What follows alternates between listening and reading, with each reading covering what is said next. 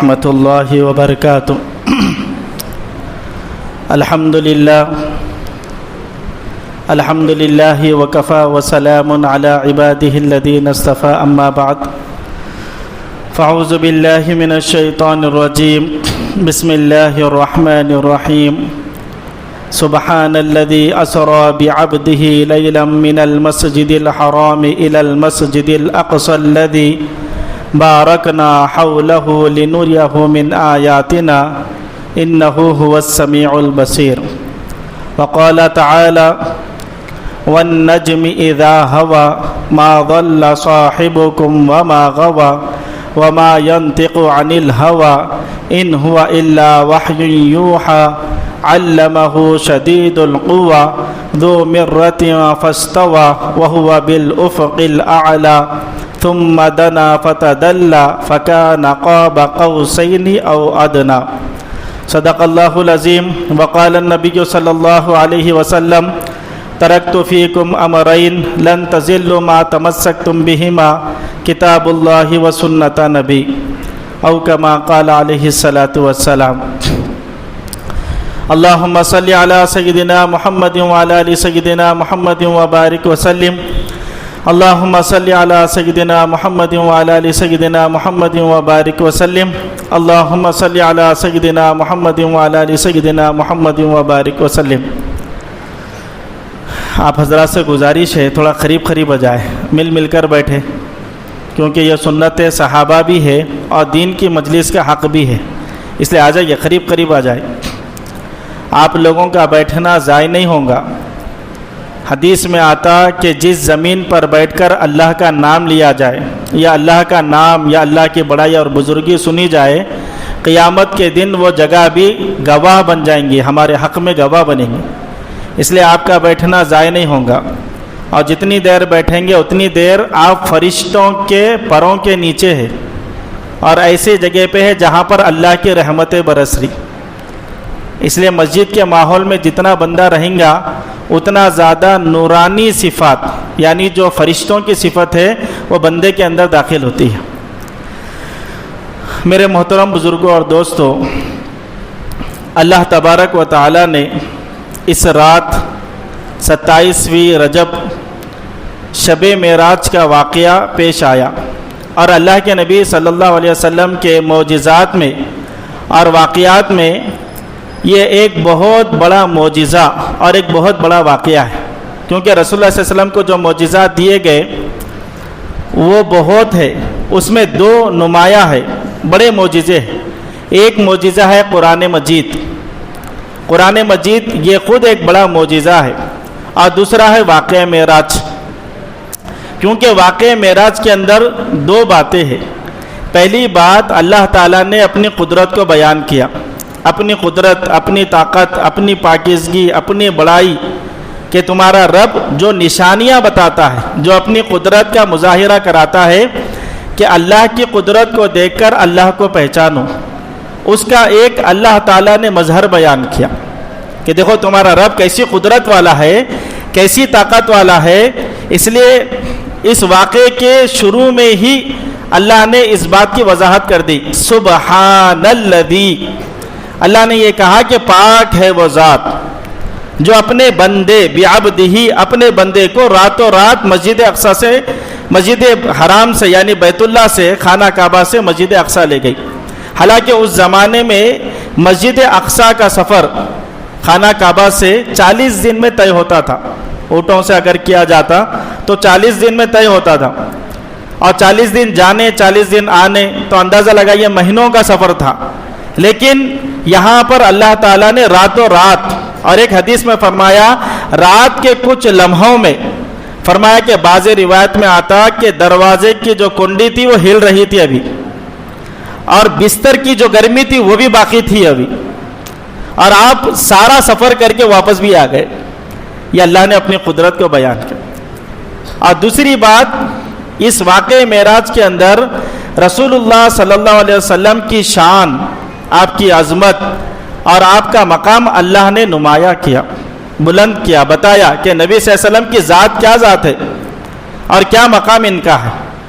تو اس لیے سب سے پہلی چیز اللہ نے سبحان کا لفظ یہ بیان کر کے اللہ نے فرمایا کہ وہ ذات پاک ہے، ہر چیز سے پاک ہے، قید و بند سے پاک ہے، وقت سے پاک ہے، لیل و نہار سے، دن اور رات سے، مہینوں سے، گھنٹوں سے، سالوں سے، ہر چیز سے پاک ہے وہ ذات، کیونکہ یہ ساری چیزیں ہمارے لیے ہے، مخلوق کے لیے، یہ وقت، یہ دن، یہ رات، یہ سال اور یہ دن اور رات کا نظام اللہ کے لیے کچھ نہیں ہے۔ بارکنا، اللہ نے کہا کہ ہم نے اس میں برکت رکھ دی کہ کچھ لمحوں کے اندر تو اللہ تعالیٰ ہر جگہ پہ اپنی پاکی بیان کرانا چاہتا ہے۔ اس لیے دیکھیں نا، روزانہ ہم نماز پڑھتے اور نماز میں پڑھتے سبحان ربی الاعلیٰ، سبحان ربی العظیم۔ جب سورۃ الاعلیٰ نازل ہوئی، سبح اسم ربک الاعلیٰ، تو اللہ کے نبی صلی اللہ علیہ وسلم نے فرمایا، عقبہ بن عامر جوہنی رضی اللہ تعالیٰ نے اس حدیث کے راوی ہے، وہ فرماتے کہ اللہ کے نبی صلی اللہ علیہ وسلم نے فرمایا اس آیت کو تم اپنے سجدے میں رکھو، سبحان میرا رب پاک ہے جو کہ بلند ہے، اعلیٰ ہے، میرا رب پاک ہے، بلند ہے، اعلیٰ ہے ہر چیز سے، سبحان ربی الاعلیٰ۔ کیسی قدرت اور طاقت والا ہے کہ پوری کائنات کے نظام کو چلا رہا اور پوری کائنات کو بنایا۔ اور پھر سورہ واقعہ کی آخری آیت فسبح بسم ربک العظیم، جب یہ آیت نازل ہوئی تو آپ صلی اللہ علیہ وسلم نے فرمایا اس کو رکوع میں رکھو، سبحان ربی العظیم، اس تصور سے کہ میرا رب پاک ہے، ہر چیز سے پاک ہے، جو کچھ انسان سوچتا ہے وہ تو محدود ہے اور رب کی ذات لامحدود ہے۔ تو اللہ کی قدرت اور پھر اللہ کی طاقت کو واقع معراج کے اندر آپ دیکھیں گے۔ اور دوسرا نبی صلی اللہ علیہ وسلم کی شان۔ اب یہ واقع معراج کیوں پیش آیا؟ اس کے اندر 3 باتیں ہوئی کہ واقع معراج پیش ہونے سے پہلے اللہ کے نبی صلی اللہ علیہ وسلم کو 3 غم آئے، اس کو عام الحزن کہتے ہیں، غم کا سال۔ 3 غم آئے۔ ایک یہ ہوا کہ آپ کی جو شریک حیات تھی اور آپ کا ہر وقت ساتھ دینے والی تھی، آپ کی تسلی میں، جان میں، مال میں، ہر وقت آپ کا ساتھ دینے والی اما جان خدیجۃ الکبریٰ رضی اللہ تعالیٰ عنہ کا انتقال ہو گیا، آپ کو غم تھا بڑا۔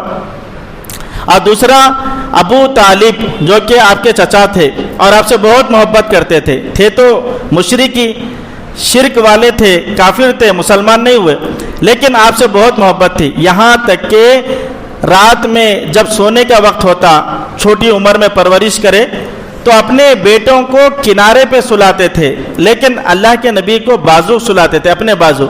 کیوں؟ ایسا نہ ہو کہ کوئی بھیڑیا یا کوئی میرا دشمن آئے اور محمد صلی اللہ علیہ وسلم کو قتل کر دے، قتل کرے تو میرے بچوں کو قتل کر دے لیکن محمد کو قتل نہ کرے۔ ایسی محبت تھی ابو طالب۔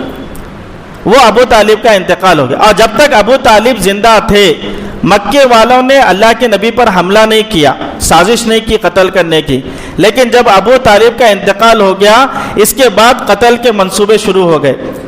اور تیسرا واقعہ طائف کا واقعہ پیش آیا کہ آپ وہاں پر دعوت دینے گئے، انہوں نے بات نہیں مانی اور اوپر سے شریر بچوں کو لگا دیا جو پتھر مارے، اتنا پتھر مارے، روایتوں میں آتا 2 مرتبہ آسمان کے فرشتے روئے۔ ایک مرتبہ جب ابراہیم علیہ السلام اپنے چھوٹے بچے حضرت اسماعیل کو ذبح کرنے کے لیے لے جا رہے، اس وقت میں فرشتے دیکھ کے رو لیے، آسمان کے فرشتے۔ اور دوسرا وقت وہ تھا جب اللہ کے نبی صلی اللہ علیہ وسلم پر پتھر برسائے گئے اور خون سے آپ کی جوتیاں رنگین ہو گئی، اس وقت میں آسمان کے فرشتے بھی رو دیے، یہاں تک کہ دشمنوں کا دل نرم ہو گیا۔ تو یہ غم کے 3 واقعات پیش آئے، جس کے بعد اللہ تعالیٰ نے تسلی کے لیے اللہ کے نبی صلی اللہ علیہ وسلم کو سفر معراج کرایا۔ اب یہ معراج کے سفر میں 2 ہے، ایک ہے اسراء، ایک ہے معراج۔ اسراء کہتے ہیں مسجد حرام سے مسجد اقصیٰ کے سفر تک، اور معراج کہتے ہیں یہ مسجد اقصیٰ سے لے کے آسمانوں تک اور اللہ تک کا جو سفر ہے، وہ سفر کا نام معراج ہے۔ اب اسراء کے اندر 4 اسٹاپ تھے جہاں پر اللہ کے نبی صلی اللہ علیہ وسلم رکے۔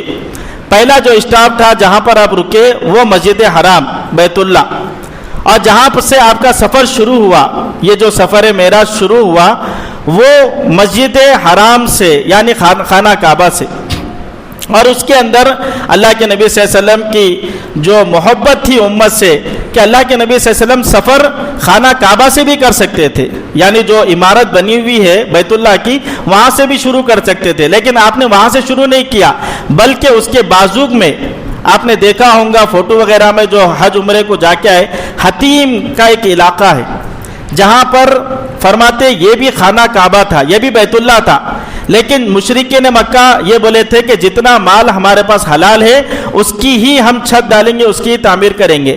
اب ان کے پاس جو مال حلال تھا اس سے اتنی چھت بنی جتنی اب چھت موجود ہے، باقی جو چھت تھی وہ حتیم کا علاقہ وہ بھی خانہ کعبہ تھا جو کہ ابراہیم علیہ السلام بنائے تھے، لیکن اللہ کے نبی صلی اللہ علیہ وسلم حتیم سے سفر شروع کرے، خانہ کعبہ سے سفر شروع نہیں کرے۔ اس کی وجہ دو وجہ ہے۔ پہلی وجہ یہ ہے کہ اس میں 360 بت موجود تھے، اس لیے آپ نے بتوں کے خانے سے سفر شروع نہیں کیا۔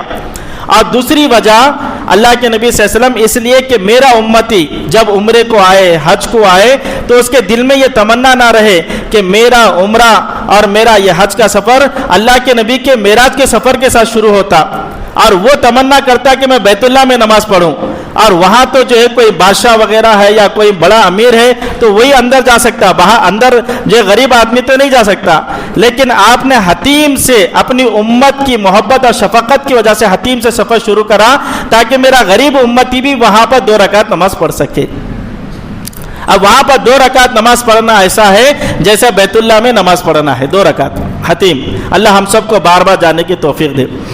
اور وہاں پر حتیم میں شق صدر ہوا۔ شق صدر کیا ہے؟ آپ کے سینے کو چاک کیا گیا، اور روایتوں میں آتا 4 مرتبہ شق صدر ہوا۔ پہلی مرتبہ آپ جب 2.5 سال کی عمر تھی، دوسری مرتبہ 10 سال کی عمر، اور تیسری مرتبہ 40 سال کی عمر جبکہ اعلان نبوت تھا، اور چوتھی مرتبہ یہ شق صدر معراج کے موقع پر ہوا۔ شب معراج کے موقع پر اللہ کے نبی صلی اللہ علیہ وسلم کے سینے کو چاک کیا گیا۔ اور یہ شق صدر کیوں ہوا؟ یہ شق صدر اس لیے ہوا کہ آپ کو ابھی جنت دیکھنا ہے، جہنم دیکھنا ہے، آسمانوں کا سفر کرنا ہے، یہاں تک کہ پھر وہ سارے عجائبات دیکھ کے اپنے رب کا دیدار کرنا ہے، تو ان کے اندر وہ انوارات، وہ حکمت، وہ تجلیات ساری سمجھ آئے، اس لیے یہ شق صدر کا یہ جو نا واقعہ پیش آیا کہ شق صدر ہوا کہ حضرت جبرائیل علیہ السلام اپنی انگلی سے آپ کے یہاں سے حلق سے لے کر ناف تک سینے کو چاک کیے، اور سینہ نکالا اور اس کو دھویا، اور اس کے اندر جو حکمت اور نور لائے تھے اس کے اندر وہ ڈالا۔ اس کے بعد جیسا تھا ویسا ہاتھ پھیرا، وہ بالکل صحیح ہو گیا۔ اس کے بعد آپ کا جو دوسرا اسٹاپ تھا جہاں پر آپ رکے وہ ہے مدینہ، کیونکہ آپ جب تو ہجرت نہیں کرے تھے، یہ 10 نبوی کا واقعہ ہے۔ اس کے 3 سال کے بعد آپ مدینہ گئے تھے، یثرب، جس کو پہلے یثرب کہتے تھے مدینہ، تو آپ کو وہاں پر رکایا گیا، آپ یہاں 2 رکعت نماز پڑھیے۔ فرمایا کہ یہ وہ جگہ ہے جہاں پر آپ ہجرت کریں گے۔ اس کے بعد دوسرا اسٹاپ طور سینا، جہاں پر حضرت موسیٰ علیہ السلام 40 دن کا اعتکاف کرے اور 40 دن اللہ کی عبادت کرے، اور اللہ کی عبادت کرنے کے بعد تورات لے کر اپنی امت کے پاس گئے، فرمایا کہ وہاں پر 2 رکعت نماز پڑھے۔ اس کے بعد تیسرا جہاں پر آپ کا اسٹاپ ہوا وہ جگہ تھی حضرت، اس کو کہتے بیت اللحم، جہاں پر حضرت عیسیٰ علیہ السلام کی پیدائش ہوئی۔ فرمایا یہاں پر آپ 2 رکعت پڑھیے۔ 2 رکعت پڑھنے کے بعد فرمایا کہ یہاں پر 3 باتیں ہوئی۔ پہلی بات، اللہ تعالیٰ نے حضرت عیسیٰ علیہ السلام کو بغیر باپ کے وہاں پر پیدا کیا، اور دوسری بات کہ اللہ تعالیٰ نے وہاں پر پانی نہیں تھا، خشکی تھی، اللہ نے صرف اپنے حکم سے فرمایا کہ وہاں پر ہاتھ مارو، ہاتھ مارتے وہاں سے چشمہ نکل گیا، اور وہاں پر ایک کھجور کا تنا تھا جو بالکل سوکھا تھا۔ فرمایا کہ کھجور کی ضرورت ہے، بھوک لگی ہوئی ہے، پیدائش کے وقت کا وقت ہے، تو فرمایا کہ کھجور کے تنے کو ہلاؤ۔ فرمایا یہ تو سوکھا درخت ہے، فرمایا ہلانا تمہارا کام ہے، دینا ہمارا کام ہے۔ جیسا ہلایا تو ایک دم تازہ کھجوریں ٹپ ٹپ ٹپ ٹپ گرنے لگی۔ تو یہ 3 عجیب باتیں وہاں پر ہوئی۔ فرمایا کہ یہاں پر آپ نے 2 رکعت نماز پڑھی۔ اس کے بعد جو آپ کا آخری اسٹاپ تھا وہ ہے مسجد اقصی، لیکن راستے میں اللہ کے نبی صلی اللہ علیہ وسلم کو ایک خوشبو محسوس ہوئی۔ فرمایا کہ یہ خوشبو بڑی خوشبو، بہترین خوشبو ہے، ایسا محسوس ہو رہا ہے جیسے جنت کی خوشبو ہے۔ فرمایا یہ خوشبو کیسی ہے؟ فرمایا یہ خوشبو اس باندی کی ہے جو فرعون کے پاس نوکرانی تھی، کام کرتی تھی، جب اس نے موسیٰ علیہ السلام پر ایمان لائی تو اس کو، اس کے دونوں بچوں کو فرعون نے زندہ गरम गरम तेल के अंदर डाल के जला दिया था, भून दिया था, और उसकी हड्डियां वहां पर दफन हो गई। आज तक उसकी हड्डियों से वो खुशबू आ रही है। यानी जो अल्लाह के नाम पे मरता है, जो अल्लाह के नाम पर जान देता है, अल्लाह उसको ज़ाय नहीं करता। इन्ना ला नुदिउ अजरल मुस्लिहीन अजरल मुहसिनीन, अल्लाह फरमा रहे हम नेकोकारों का अजर ज़ाय नहीं करते। जो अल्लाह के लिए कुर्बान होता, अल्लाह उसकी कुर्बानी को ज़ाय नहीं करते। दुनिया के अंदर अल्लाह ने बता दिया कि जो ना हड्डियों से खुशबू आ रही, जन्नत की खुशबू आ रही। फरमाया कि ये वो बांदी है जो अल्लाह के नाम पर कुर्बान हो चुकी थी। अपना मासूम बच्ची जो कि दूध पीने वाली बच्ची थी, उस बच्ची को भी अल्लाह के लिए कुर्बान कर दिया, लेकिन कलमे से नहीं फिरी, ईमान का सौदा नहीं किया। तो फरमाया वहां से खुशबू आ रही। और रास्ते में एक बुढ़िया आवाज दी, हजरत जिब्रील ने कहा कि आगे बढ़िए। फिर एक बूढ़े ने आवाज दी, आपने कहा कि आगे बढ़िए। फिर कुछ लोगों ने सलाम किया। फरमाया कि ये क्या था? फरमाया कि वो जो बूढ़ी थी, वो बूढ़ी दुनिया है, अब उसकी उम्र ये हो चुकी है कि वो बुढ़िया हो चुकी है, बिल्कुल ख़त्म पे है। फरमाया ये दुनिया भी ख़त्म पे है। और दूसरा फरमाया कि वो जो आवाज़ दे रहा था वो शैतान था, इसलिए मैंने कहा कि उसकी आवाज़ पे आप मत देखिए, उसकी आवाज़ का कुछ जवाब मत दीजिए। और जो सलाम कर रहे थे वो हज़रत इब्राहीम, हज़रत मूसा और हज़रत ईसा अलैहिस्सलातु वस्सलाम थे। इसके बाद मस्जिद अक्सा जब आप पहुँचे, क्योंकि मस्जिद अक्सा ये सारा का सारे जितने अंबिया अलैहिस्सलातु वस्सलाम आए, सारे अंबिया अलैहिस्सलातु वस्सलाम का मरकज़ था। अल्लाह के नबी से पहले हज़रत इब्राहिम अलैहिस्सलाम से लेकर हज़रत ईसा अलैहिस्सलाम तक जितने अंबिया अलैहिस्सलातु वस्सलाम आए, ये फ़लस्तीन बैतुल मुक़द्दस की जो मस्जिद है, मस्जिद अक्सा, ये मस्जिद सारों का मरकज़ था। इसलिए अल्लाह के नबी को वहाँ पर यह हिकमत थी कि वहाँ पर ले जाया जाए। और ये उम्मत मोहम्मदिया दोनों क़िबलों की तरफ नमाज पढ़ी है। ये फजीलत सिर्फ इस उम्मत को मिली, दूसरी उम्मतों को यह फजीलत नहीं मिली, लेकिन ये उम्मत को वो फजीलत मिली कि ये मस्जिद अक्सा यानी क़िबले अव्वल, वहाँ पर भी सजदा किया और मस्जिद हराम की तरफ भी सजदा किया। मस्जिद क़िबलतैन अभी भी मौजूद है, बिल्कुल जो है ना उसकी जिद में, जैसा मिसाल के तौर पे पहले क़िबला अव्वल यहाँ था तो बिल्कुल पलटकर यहाँ पर आ गया। इस तरीके से जो है वो मस्जिद अक्सा वहाँ पर अल्लाह के नबी सल्लल्लाहु अलैहि वसल्लम को लाया गया।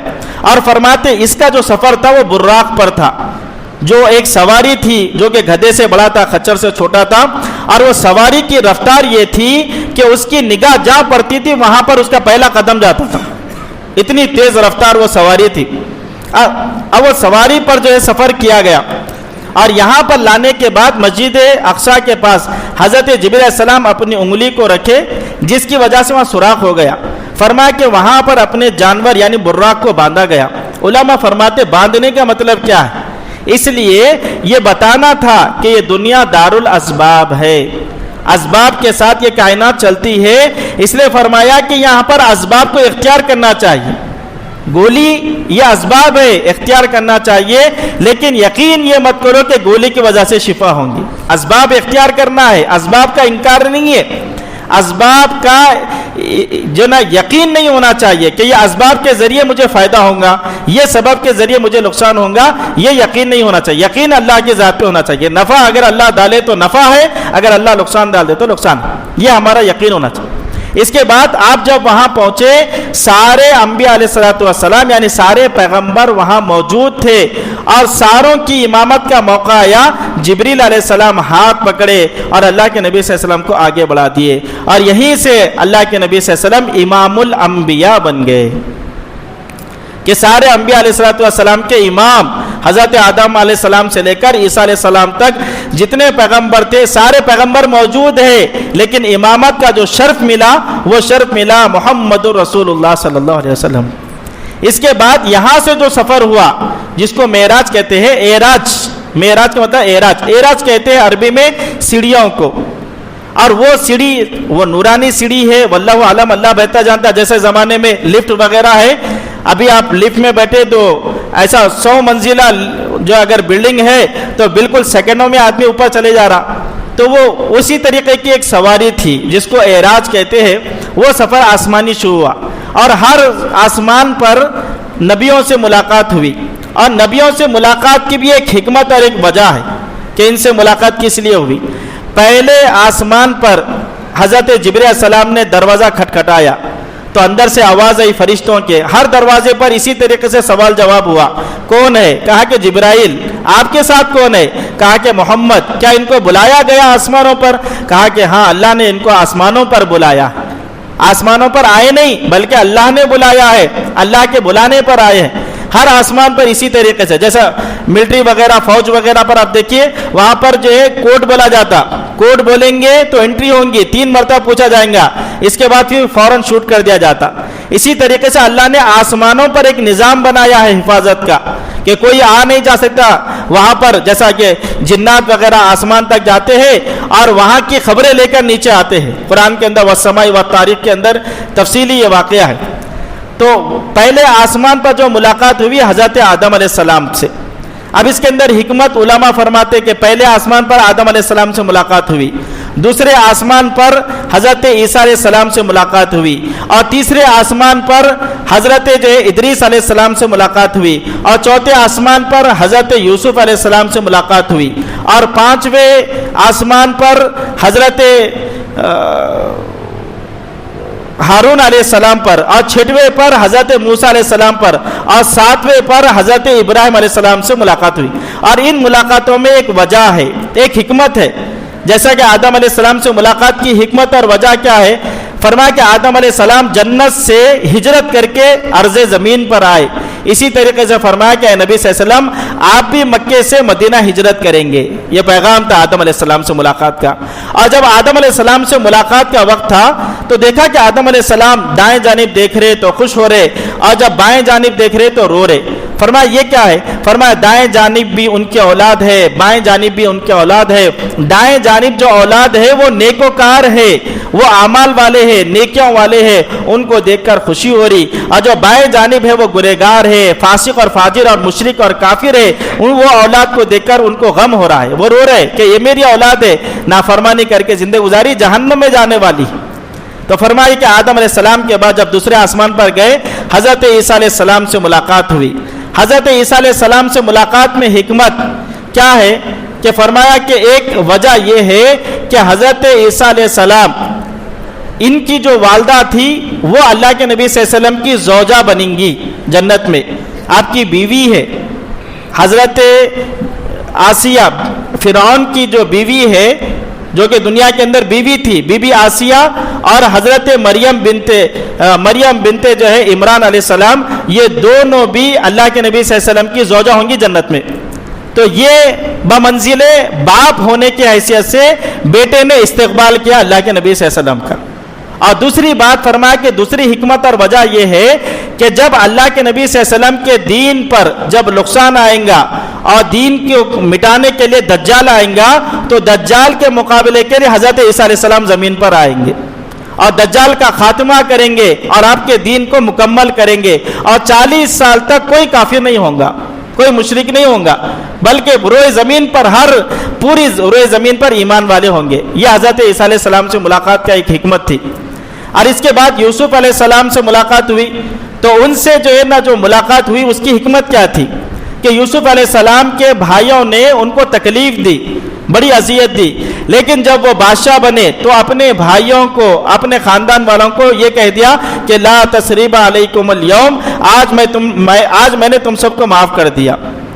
جب یہ کہہ دیا، معاف کر دیا، تو فرمایا کہ ایک وقت یہ آئیں گا کہ اللہ کے نبی صلی اللہ علیہ وسلم آپ کو تکلیف دینے والے جب فتح مکہ ہوں گا، اس وقت میں آپ بھی اسی طریقے سے یوسف علیہ السلام کی طرح آپ حکمت سے معاف کریں گے۔ اور چنانچہ ایسی ہوا، جب قریب 10 سال کے بعد مکہ جب فتح ہوا، اللہ کے نبی صلی اللہ علیہ وسلم فاتحانہ طور پر داخل ہو رہے، اس وقت میں اللہ کے نبی صلی اللہ علیہ وسلم نے اعلان کر دیا جو حرم کے اندر چلا گیا اس کے لیے امان ہے، اس کو قتل نہیں کیا جائے گا، چاہے وہ کتنا بھی بڑا ہم کو ستانے والا تھا، لیکن ہم نے معافی کا اعلان کر دیا۔ فرمایا کہ جو صحن تھا حرم کا وہ بھر گیا، اب کیا کرے؟ فرمایا کہ جو ابو سفیان کے گھر کے اندر چلا جائے اس کے لیے بھی امان ہے۔ ابو سفیان کا گھر بھی بھر گیا، اب کیا کرے؟ اللہ کے نبی صلی اللہ علیہ وسلم نے فرمایا جو اپنے دروازوں کو بند کر لے اس کے لیے بھی امان ہے۔ اور جب سارے مشرکین مکہ جمع ہوئے، اللہ کے نبی صلی اللہ علیہ وسلم نے پوچھا بتاؤ میں تمہارے ساتھ کیا کروں گا؟ اور تم سب کو معلوم ہے کہ جب کوئی فاتح کسی مفتوح پہ قابض پاتا ہے تو کیا کرتا ہے؟ قتل کرتا ہے، سب کو مٹا دیتا ہے۔ اور بس ایک صحابی کے زبان سے یہ جملہ بھی نکلا تھا، الیوم یوم الملحمہ، آج گوشت کے ٹکڑے ٹکڑے کرنے کا دن ہے۔ یہ صحابی نے کہا الیوم یوم الملحمہ، بولے آج تو بدلے کا دن ہے، ٹکڑے کرنے کا دن ہے۔ اللہ کے نبی صلی اللہ علیہ وسلم نے کہا الیوم یوم المرحمہ، نہیں آج تو رحم کرنے کا دن ہے، آج تو معاف کرنے کا دن ہے فرمایا۔ یہ جملہ کہا، اور اللہ کے نبی نے ان سے جھنڈا لے لیا، جو اسلام کا جھنڈا ان کے ہاتھ میں دیا تھا، جھنڈا لے لیا اور لے کر ان کے بیٹے کو دے دیا کہ ناراض بھی نہ ہو، اس لیے وہ جھنڈا ان سے لے کر بیٹے کو دے دیا۔ اور پھر جب مشرکین مکہ سے جب آپ نے پوچھا، مشرکین مکہ نے کہا آپ کے باپ بھی کریم تھے، آپ بھی کریم ہے۔ اللہ کے نبی صلی اللہ علیہ وسلم نے کہا لا تثریب علیکم اليوم، آج میں وہی کہتا ہوں جو میرے بھائی یوسف نے کہا تھا کہ میں بھی آج تم سب کو معاف کرتا ہوں، لا تثریب علیکم اليوم۔ تو یوسف علیہ السلام سے ملاقات کی ایک حکمت اور یہ وجہ یہ بھی تھی۔ اس کے بعد ادریس علیہ السلام سے ملاقات کی حکمت یہ ہے کہ روئے زمین پر انبیاء علیہ السلام میں سب سے پہلے کتابت کرنے والے، لکھنے والے جو نبی تھے وہ حضرت ادریس علیہ السلام تھے۔ وَرَفَعْنَا مَكَانًا عَلِيًّا، قرآن میں بھی اللہ نے اس کا ذکر فرمایا کہ اے نبی صلی اللہ علیہ وسلم آپ بھی اسی طریقے سے جیسا انہوں نے کتابت کی تھی، اسی طریقے سے آپ بھی ایک وقت آئیں گا آپ سارے بادشاہوں کو آپ خط لکھیں گے، اسی لیے ان سے بھی آپ ملاقات کریے۔ ادریس علیہ السلام سے ملاقات ہوئی، اور اسی طریقے سے پھر آپ کی ملاقات ہوئی حضرت ہارون علیہ السلام سے۔ ہارون علیہ السلام سے ملاقات کی حکمت یہ تھی کہ آپ کی جو ایک بیوی تھی جن کا نام تھا حضرت صفیہ، یہ حضرت ہارون علیہ السلام کی نسل میں سے تھی، یہ بھی بنی اسرائیل میں سے تھی۔ حضرت صفیہ بنت حیی بن اخطب رضی اللہ تعالیٰ عنہما، یہ بیوی آپ کی جو ہے نا یہ آپ کے ازواج مطہرات میں سے تھی۔ تو حضرت صفیہ ایک مرتبہ اللہ کے نبی صلی اللہ علیہ وسلم گھر کے اندر آئے، حضرت صفیہ کا رنگ بدلا ہوا تھا۔ فرمایا کہ صفیہ تم کیوں اداس ہو اور تمہارے چہرے پہ کیوں ایسا رونے کی جو اداسی لگی ہوئی ہے؟ کہا کہ لوگ مجھے کہتے ہیں کہ تم یہودی کی بیٹی ہو، تانا دیتے ہیں، اور میرے باپ دادا کا تانا مجھے کیوں دیا جا رہا؟ اب مجھے غم ہوتا ہے، مجھے رونا آتا ہے، اس لیے مجھے تکلیف ہوتی ہے۔ اللہ کے نبی صلی اللہ علیہ وسلم نے جو جملہ کہا کہ اے صفیہ تم غم مت کھاؤ، تم پریشان مت ہو، تم حوصلہ رکھو، ہمت رکھو۔ کوئی اگر تم کو یہ کہے تو تم اس کو کہہ دینا کہ میں ہارون کی بیٹی ہوں اور موسیٰ کی بھتیجی ہوں اور محمد رسول اللہ کی زوجہ ہوں۔ تم غم کیوں کھاتی ہو؟ تمہارے تو 3 نبی ہے تمہارے خاندان میں، تمہارا باپ ہارون ہے، تمہارا چاچا جو ہے موسیٰ علیہ السلام ہے، اور تمہارا شوہر تو محمد رسول اللہ ہے۔ فرماتے صفیہ رضی اللہ عنہ کا جنا چہرہ کھل گیا خوشی سے کہ جنا اللہ کے نبی نے اتنی بڑی بات مجھے کہی۔ اور پھر کیا محبت تھی۔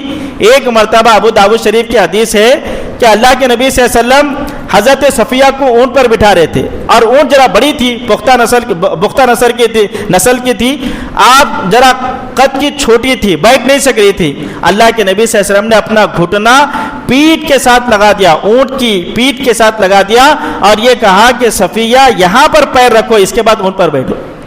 محبت بیویوں کے ساتھ۔ اس لیے اللہ کے نبی صلی اللہ علیہ وسلم نے فرمایا کہ خیرکم لأہلی وانا خیرکم لأہلی۔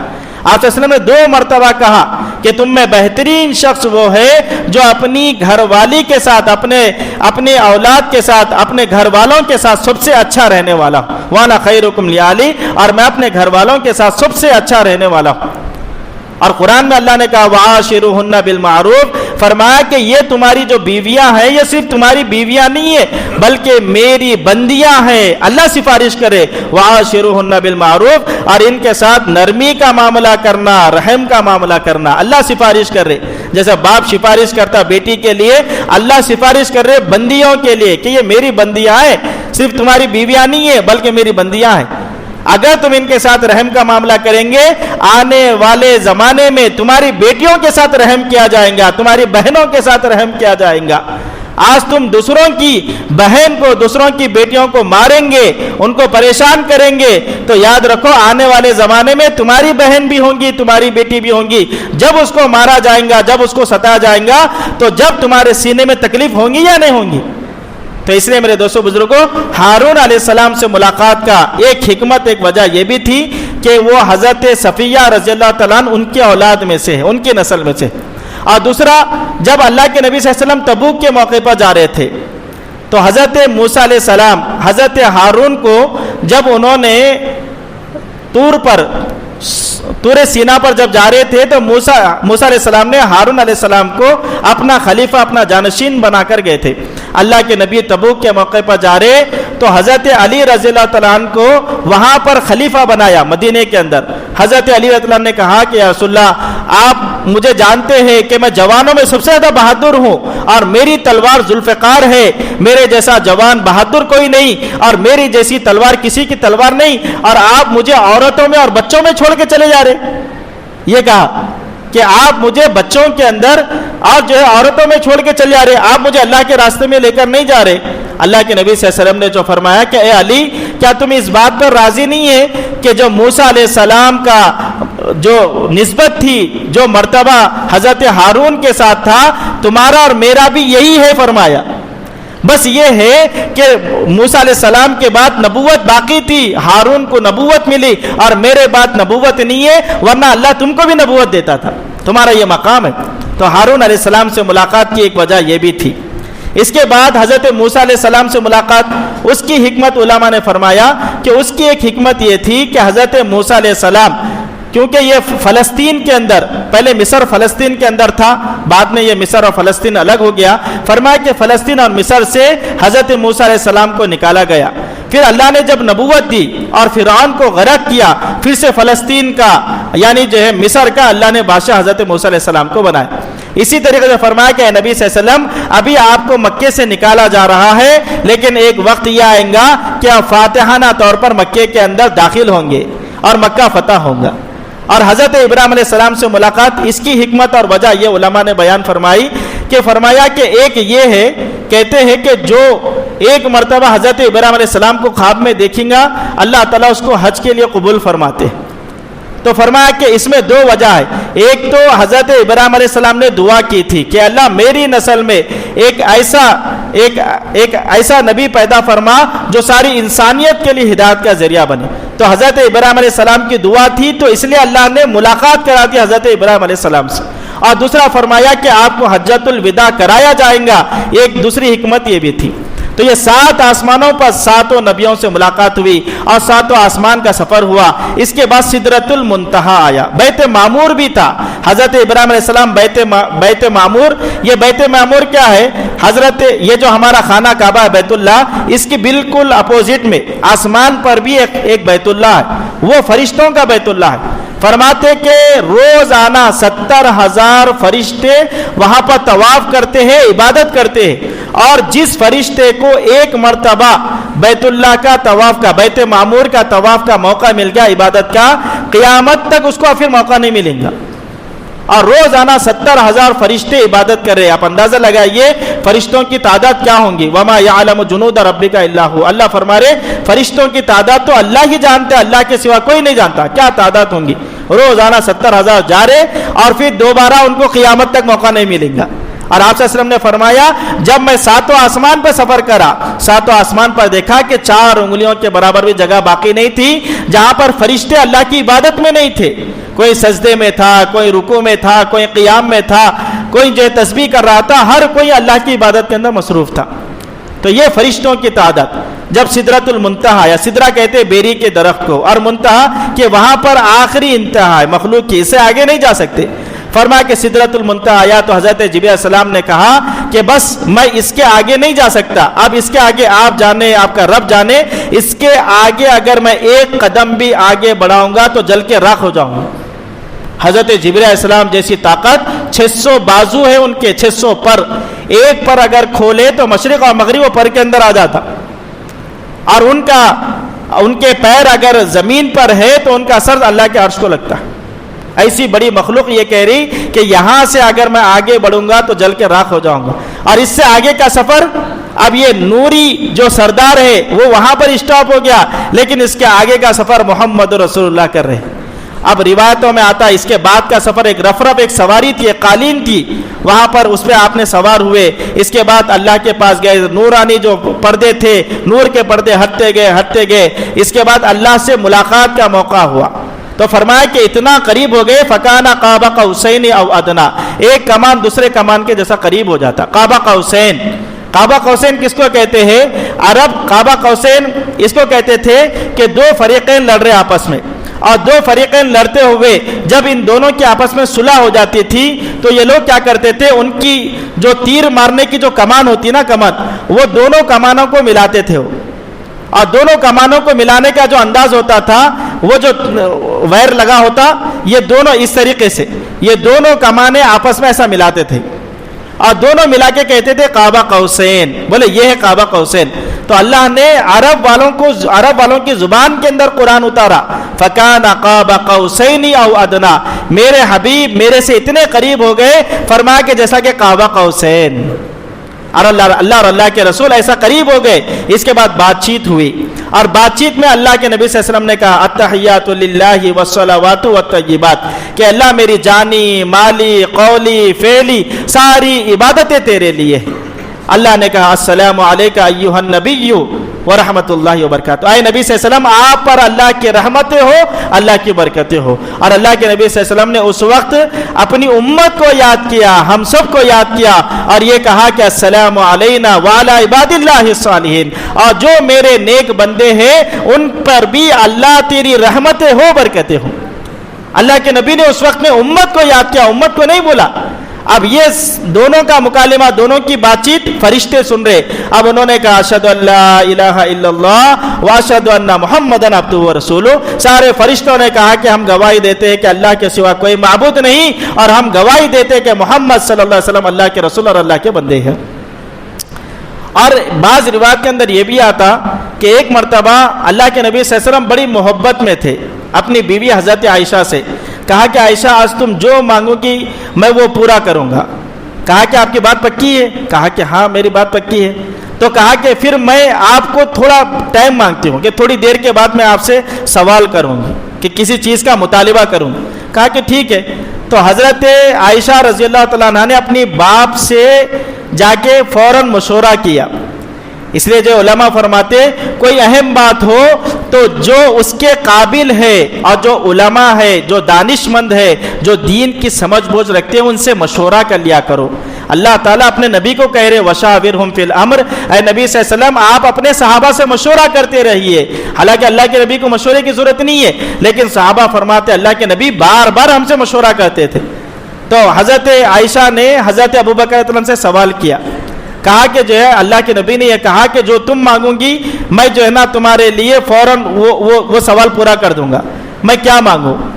تو حضرت ابوبکر رضی اللہ عنہ نے کہا دیکھو سوچ، آدمی کی جو سوچ ہوتی ہے نا اس سے پتہ چلتا کہ اس کے اندر کی فکریں کیا ہے اور اس کے اندر کیا چل رہا، اس کی فکروں سے پتہ چلتا، اس کی سوچ سے پتہ چلتا۔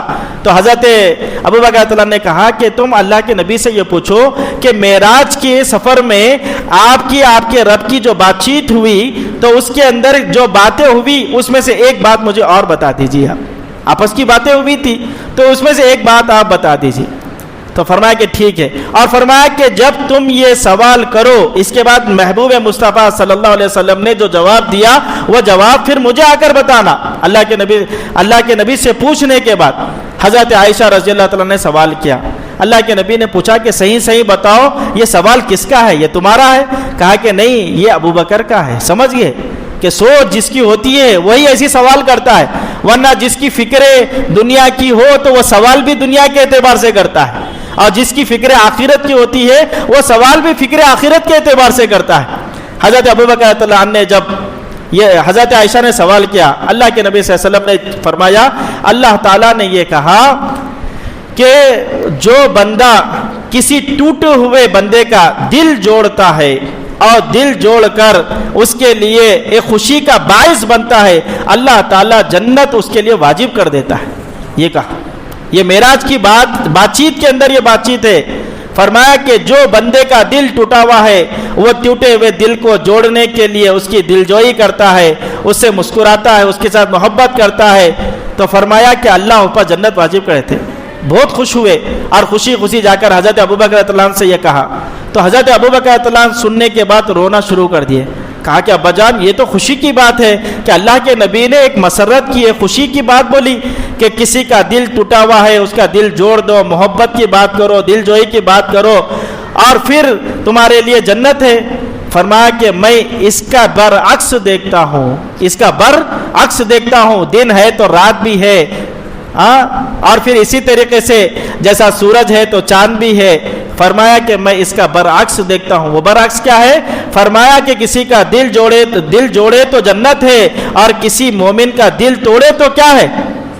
پھر جہنم ہے. فرمایا جیسا بندے کے دل جوڑنے پر اللہ خوش ہوتے ہیں اور جنت کا فیصلہ کرتے ہیں، کسی مومن کا دل، اس لیے فرمایا کہ دل نہیں توڑنا. خانہ کعبہ توڑ دو پھر بھی جڑ جاتا ہے، لیکن دل نہیں توڑنا. دل توڑے تو دل جڑتا نہیں ہے. پھر بعض زبان کے الفاظ ایسے ہوتے ہیں جو دل پہ جا کے لگتے ہیں، اور وہ الفاظ ایسے ہوتے ہیں کہ آدمی قبر تک چلا جاتا لیکن معاف کرنے کے لیے تیار نہیں ہوتا.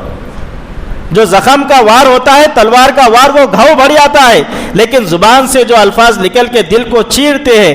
اس لیے فرمایا کہ بولنے سے پہلے 100 مرتبہ سوچا کرو کہ کیا بول رہے. ایسا نہ ہو کہ بولنے کے بعد پھر معافی مانگنا پڑے، معذرت کرنا پڑے. اس لیے فرمایا کہ پہلے تولو پھر بولو، کہ بولنے کے اندر ما یلفظ من قول الا لدیہ رقیب عتید. اللہ فرما رہے تمہارا زبان کا ہر جملہ لکھا جا رہا، برا ہو تو وہ برا ہوں گا اور اگر صحیح ہے تو اس کے لیے پھر نیکی لکھی جائے. تو فرمایا کہ معراج پر اللہ کے نبی صلی اللہ علیہ وسلم کو 3 تحفے دیے گئے. ایک فرمایا کہ آمن الرسول، سورہ جنا بقرہ کا آخری جو 2 آیتیں ہیں، یہ 2 آیتیں دی گئی ہیں. ربنا لا تؤاخذنا، بہت پیاری دعا ہے، یہ اپنی دعاؤں کے اندر شامل کرنا. جب بھی آپ ہاتھ اٹھا رہے، یاد نہیں ہے تو یاد کر لو، ربنا لا تؤاخذنا ان نسینا واخطانا. یہ بہت پیاری دعا ہے اللہ سے مانگنے کے لیے. معراج سے لے کر آئے اللہ کے نبی صلی اللہ علیہ وسلم مانگنے کے لیے کہ یہ زمین پر آیت نازل نہیں ہوئی، یہ آسمان پر نازل ہوئی یہ آیت. آمن الرسول، اس لیے فرمایا کہ رات میں سونے سے پہلے یہ آیت پڑھ لیا کرو. مرحومین کی بخشش کے لیے یہ آیتیں 2 آیتیں پڑھ کر بخشا کرو. تو پہلا تحفہ یہ تھا. اور دوسرا تحفہ کہ شرک کے علاوہ آپ کے ہر امتی کے گناہوں کو معاف کر دیا جائیں گے، بخشش ہو جائیں گے توبہ کے ساتھ. بغیر توبہ کے گناہ کبیرہ معاف نہیں ہوتے، لیکن شرک بھی ایسا گناہ ہے اگر بندہ سچے دل سے توبہ کر لے تو اللہ وہ بھی معاف کر دیں گا، لیکن قیامت کے دن پھر اس کی معافی نہیں ہوں گی. اور تیسری 5 وقت کی نماز. اصل تو 50 وقت کی نماز دیے تھے اللہ کے نبی صلی اللہ علیہ وسلم کو، 50 وقت کی نماز. اور 50 وقت کی نماز لے کر جب واپس آ رہے تو موسیٰ علیہ السلام کوسے آسمان پر تھے. کیا بھائی آپ لوگوں کا ذوق ہے نا سننے کا، تو اس لیے پوچھ رہا ہوں کہ بھائی یہاں ہے یا جنا چلے گئے خواب دنیا میں. کوسے آسمان پہ تھے؟ 6ویں آسمان پر. حضرت ابراہیم علیہ السلام بھی بیچ میں تھے کہ 7ویں آسمان کے بعد 6واں آتا ہے نا، لیکن ابراہیم علیہ السلام نے یہ نہیں کہا. تو علماء نے اس کی 2 باتیں فرمائی. پہلی بات فرمائی کہ وہ باپ ہے، کہ ابو الانبیاء ہے نا حضرت ابراہیم علیہ السلام، تو باپ سے ہر بات نہیں کہی جاتی، بھائی سے راز کی باتیں کہی جاتی. تو فرمایا یہ حکمت تھی. حضرت موسیٰ علیہ السلام بھائی تھے، تو موسیٰ علیہ السلام نے کہا کہ کیا ملا آپ کو؟ کہا کہ یہ 3 تحفے ملے. فرمایا میری امت پر بھی نماز فرض تھی لیکن میری امت نہیں پڑھ سکی، مجھے تجربہ ہے، آپ جائیے واپس کر کے آئیے. اور واپس کرنے کے اندر بار واپس گئے، 5 کم ہوئی، پھر واپس آئے، پھر کہا کہ آپ کم کریے. تو علماء حکمت بیان فرماتے کہ موسیٰ علیہ السلام بار بار کہہ رہے کہ جائیے آپ کم کر کے آئیے. تو اس میں حکمت کیا ہے؟ فرمایا کہ موسیٰ علیہ السلام نے اللہ سے کہا تھا کہ اللہ میں آپ کا دیدار کرنا چاہتا ہوں. قال لن ترانی ولکن انظر الی الجبل فإن استقر مکانہ فسوف ترانی. کہا کہ میں آپ کا دیدار کروں گا. اللہ نے کہا کہ آپ نہیں کر سکتے. کہا کہ ضد کی تو کہا کہ میری تجلی آئیں گی پہاڑ پر، اگر آپ برداشت کر سکے تو آپ مجھے دیکھ لیں گے، اگر آپ برداشت نہیں کر سکیں گے تو پھر آپ نہیں دیکھ سکتے. ایک تجلی نور کی آئی، حضرت موسیٰ علیہ السلام بے ہوش ہو کر 40 دن تک ہوش نہیں آئے، اللہ کا دیدار نہیں کر سکے. لیکن اللہ کے نبی صلی اللہ علیہ وسلم کی وہ شان ہے، آپ کا وہ مرتبہ ہے، آپ کی وہ کمالات ہے کہ آپ نے اپنی آنکھوں سے اللہ کا دیدار کر کر آیا. سوچو میرے دوستو کیا نبی صلی اللہ علیہ وسلم کی شان ہے. تو موسیٰ علیہ السلام نے یہ سوچا کہ میں دیدار تو اللہ کا نہیں کر سکا، لیکن جو آنکھیں دیدار کر کے آئی اس کو تو بار بار دیکھ سکتا ہوں نا، کہ دیدار ہو رہا ہے ڈائریکٹ اللہ کا دیدار کر کے آ رہے، تو کم سے کم اس چہرے کو دیکھوں، اس آنکھوں کو دیکھو جو اللہ کا دیدار کر کے آ رہی ہے. یہ حکمت تھی کہ بار بار گئے جا کے آئے. 5 نمازوں کے بعد اللہ کے نبی صلی اللہ علیہ وسلم کو اللہ نے کہا اے نبی صلی اللہ علیہ وسلم ہمارا فیصلہ نہیں بدل سکتا, ہمارا فیصلہ تو 50 نمازوں کا ہے. ہاں آپ کی امت پڑھیں گی 5 نمازیں لیکن ہم اجر کے اندر 50 نمازیں لکھیں گے. من جاء بالحسنۃ فلہ عشر امثالہا.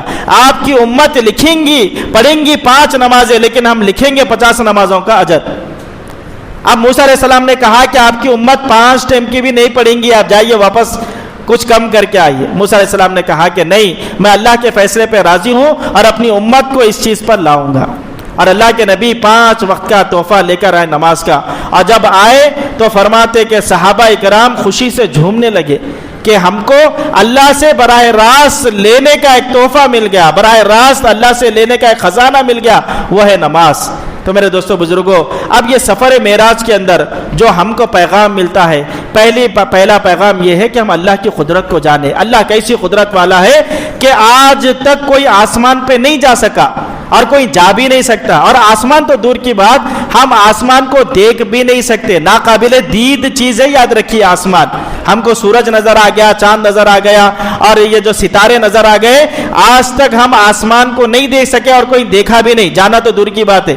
ناقابل دید چیزیں آنکھوں سے نظر نہیں آتا وہ, اور جو نظر آ رہا یہ تو ست رنگ ہے, بدلتا ہوا رنگ بدلتا ہوا, یہ جو نا یہ نظارے ہے یہ آسمان نہیں ہے. لیکن آسمانوں کا سفر کرنے والی ذات وہ نبی صلی اللہ علیہ وسلم کی ذات تھی.